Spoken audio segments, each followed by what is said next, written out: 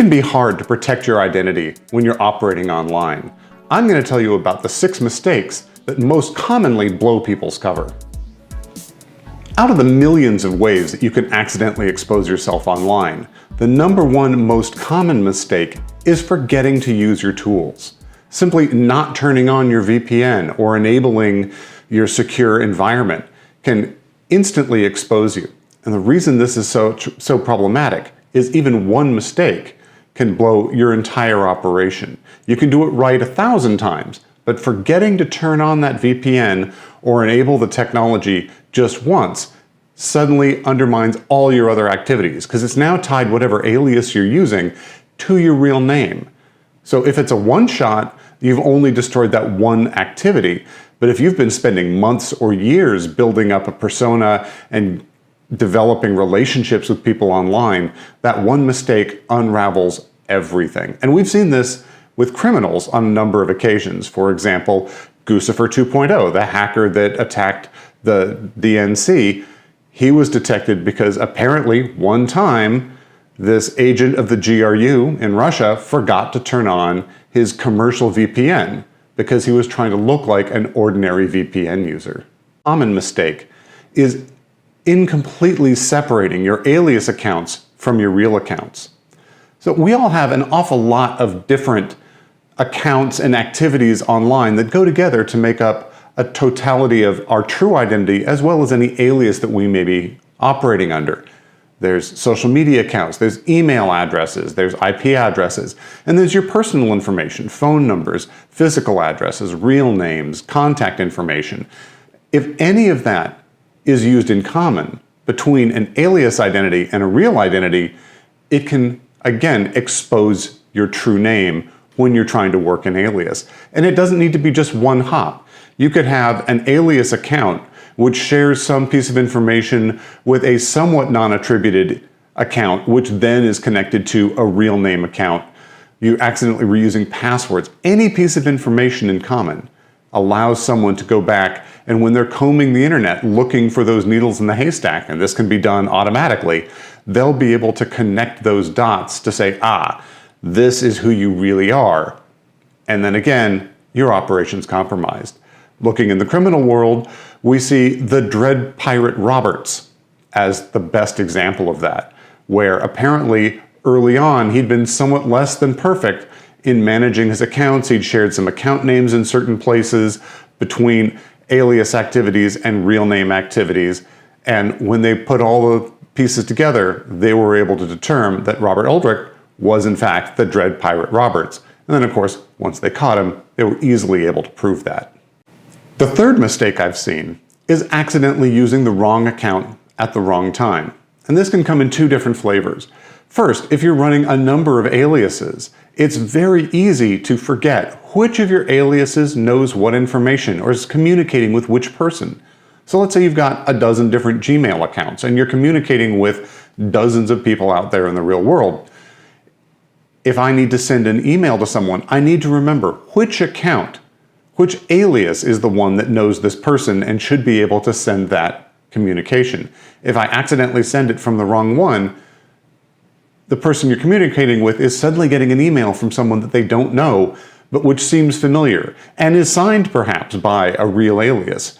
And so crossing those streams can immediately raise question marks. And it's really easy to do as things get more complicated and the operational tempo speeds up. Now, I've also seen situations where people accidentally use a real name account when they should have been using an alias account. This is somewhat similar to forgetting to turn on your tools. The best example of this, I was talking to someone in law enforcement. They told me a story where they'd been engaging with a drug dealer online. They had an alias account. They'd been doing this deep undercover situation for some time. Unfortunately, they were somewhat poorly outfitted with technology in this office. And when the first guy went to lunch, his partner needed to send an email of an official nature. So he quickly reconfigured Outlook to be under his real name, sent the email out, and he went off to do something else. My friend came back. When he sat down at the computer, he didn't check to see what the settings were, fired up Outlook, and sent an email to this drug dealer that he was working with his partner's real name in the from line and their law enforcement organization. Obviously, this caused things to go south in a big hurry. Fortunately, no one was hurt or killed, but still, not at all a good thing. I've seen profile photos mess up a lot of undercover operations. In fact, I've exposed people trying to contact me in alias numerous times because of mistakes they've made with the photos they have attached to their social media profiles. And you usually do need photos in your social media if you're going to be realistic. If you have a LinkedIn account and it doesn't have a profile photo, that's just strange. If you have a Facebook account and there's never been any photos with you tagged in them or shown of events that you've taken, that quickly becomes very suspicious and will raise people's attention. But where do you get the photos? You can't use photos of yourself, obviously, because facial recognition is getting pretty good, and someone might, in fact, know you. So when you're working online, you want to be able to find some other photo that you can use. So where do you go? Well, one of the things I've seen people do is find someone else's social media account and just literally steal the photos from them. Again, though, automatic facial recognition can sometimes trip people up because things like Facebook will, in fact, try to tag that as who it really was. But the bigger problem is reverse image search.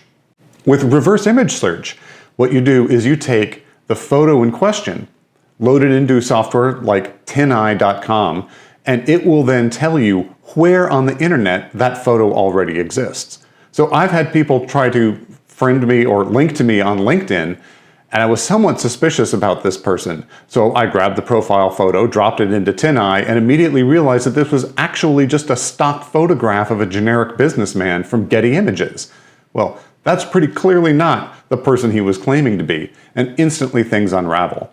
Now, there are some tricks you can play. You don't always need to use real human photos, but it's important to be thinking really careful. What is the provenance of the pictures you're using? And make sure that it's not easy for the person you're trying to interact with to detect that this is not, in fact, a real person and a real account. Mistakes in disguising writing style are a real problem because it's incredibly difficult to hide your own personal writing characteristics. We all have favorite words and favorite phrases that we use. We have certain styles of punctuation, the kind of sentences we use, the kind of phrasing.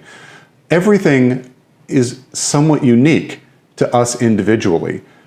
And we're often very unaware of what our particular stylistic quirks are, which makes it particularly difficult to hide them.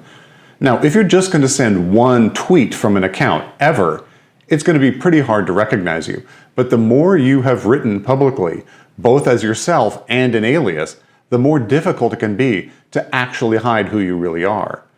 I mean, a famous example of someone getting caught this way was the Unabomber.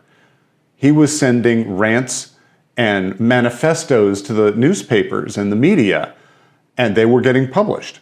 And he had particular issues that he was very hung up on, and particular phrasing that he used over and over again. And in fact, his brother ended up spotting that similarity and reached out to law enforcement and said, you know, these rants, they sound an awful lot like my brother's rants. You should investigate that. And sure enough, it turned out that's who it was.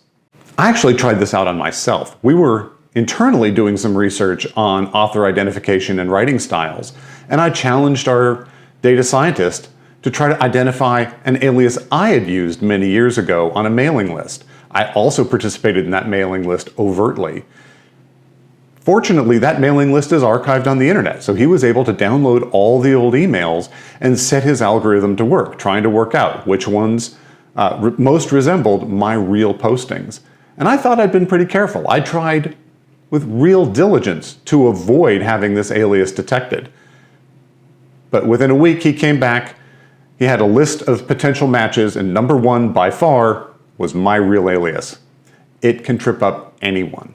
So pay real attention. When you're going to be writing in an alias, make a strong point of writing significantly differently than in your normal tone.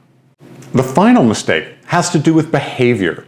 The things you do online can expose you and identify you, or at the very least, demonstrate that you're not who you're claiming to be. I first discovered this with respect to location. The reality is that Google uses your behavior to discover where you are. They realized, I think, quite a long time ago that most IP databases were fairly poor at localizing the addresses. They often would point back to the headquarters of whoever owned that IP address rather than the actual data center or building where the IP address was in use. So rather than that, Google started looking at, what are those people doing? What do they search for? What kind of map requests do they make? Because most of the time, we're looking for things around us. We're looking for driving directions to a nearby park. We're looking up local hairdressers or local restaurants, dry cleaners, directions to some event that we're going to. It's always going to stop somewhere in close proximity to us. So if you just map all those points and look at their center, that's a very good guess as to where that IP address is actually located. And so they do this in entire blocks of IP addresses, but whoever is the most active in there tends to dominate where that IP address looks like it is. We ran into this when we had a group of our users who were in the United States, but they were all using a block of addresses that we'd procured offshore. And after a while, Google was correctly locating these people where their true offices were. And they were pretty upset about that. And we did the research and discovered that's exactly what had been happening. And so we had to spend a lot of time training them on operational security not to do personal searches when they're using this anonymous network address, as well as overwhelming Google with false information.